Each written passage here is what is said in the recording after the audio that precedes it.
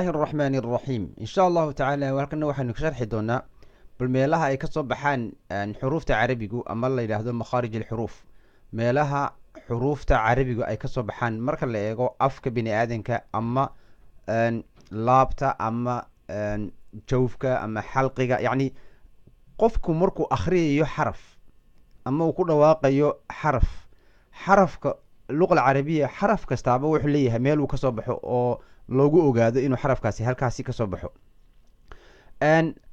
makharij al-huruf waxa loo qaybiyay 5 qaybood oo ra'iisiya oo waaweyn 5ta qaybood waxa la kala yiraahdaa al-jawf oo af Soomaali noqonaya laabta ama xabadka kolba wixii Soomaaligu u badan yahay af Soomaaligu laakiin kolba wixii aad u taqaanid al-halq dhuunta hunguriga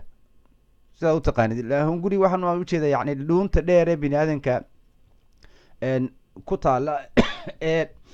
hawada aynu ka qaadano ee magu dhaxaysa laabta iyo afka al-lisan carabka ash-shafatan dabnaha ama bishmaha sida dadka qaar boo yaqaanaan al-khayshum waxa weeyaan sanqaroorka ama dulka dadka qaar afka Soomaaliga ugu badan yahay laakiin waxa looga jeedaa halkan al-khayshum sanka dheer ee marka ka soo bilaabmo ishaada hoosteeda ilaa sankan weyne dhuunta dheer ayaa la yiraahdaa khayshum amaba sanqaroor amaba dulka bini aadanka qalba sida u taqaanid hadaynu ka bilowno al-jawf waxa ka soo baxa 3 xaraf 3da xaraf waxay noqonayaan 3da xaraf in badan ku sheegay oo leeyahay xurufta madka wala dhahda laakiin waa imika xuruftani waxay ka bilaabmaan qofka bini aadankii markuu yahay cheskiisu saas for example tusaale ahaan oo kale markuu qofku kan ma sawiri karo waxba okay wuxuu ka soo baxayaa chesk bini aadankii wuxuu ka soo baxayaa 3 xaraf waxa ka soo baxayaan halkan ama laabta hase yeeshee meel loogu ogaado ay ku dhamaadaan oo la yiraahdo halkaas ku dhamaanayaan ma jirto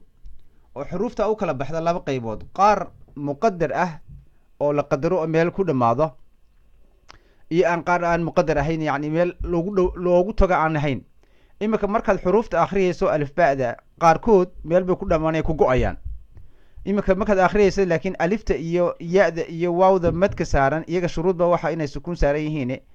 markay bilaabmaan ay joofka ka soo bilaabmaan markay joofka ka soo bilaabmaan halka ka soo bilaabmaan ay soo baxayaan afka bini aadanka u soo socdaan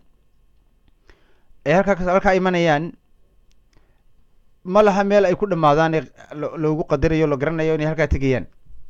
hase yeeshee markay soo baxaan waxay ku dhamaanayaan meesha ay hawadu kaaga dhamaato al-hawa meesha hawadu kaaga dhamaato markii al-jazariya laha ilaahay naxariis aha ka waraabiye xuruful jawi lil hawa'i tantahi markay ka soo baxaan joofka ay afka soo dhuunta soo maraan ay afka yimaadaan meel ay ku dhamaanayaan ku go'ayaan ma jirto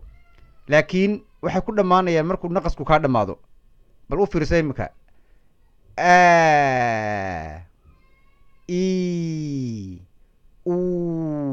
malaha meel ay ku go'aan halka la yiraahdo halkaas ku go'een ay ku dhamaadeen laakiin xuruf al-jawf lil hawa'i tantahi marka 3da xaraf waxa u shardiya maaha xuruftii xarakaysnadiya waa inay waxa ka horeeya alifta fadxa saaran yahay yaadana uu kasra saaran yahay waawgana uu dhamma saaran yahay markaas xuruf mad bilaamayaan imika hadaan ku yiraahdo qaaf iyo alif qa imika qaafkii markaan akhriyay waxaan ku xigsiiyay inaan dheereeyay qa hadaan yiraahdo mim on alif saaro ma mu mi hasaas oo kale malaha meel ay ku dhamaadaan ay ku go'aan marka waxaad iska eegtaa markaad akhriyayso xuruftaasi madka meel ay ku dhamaadaan malaha waxa weeyaan hawadii kaaga dhamaanayaan maanta waxaanu ku joojin doonaa insha Allah intaas marka 10kii noogu xigana waxaanu ku xogsiin doonaa qayb kamida qaybihii xuruftii carabiga meelaha ka soo baxayeen insha Allah ta'ala. Assalamu alaykum wa rahmatullahi wa barakatuh.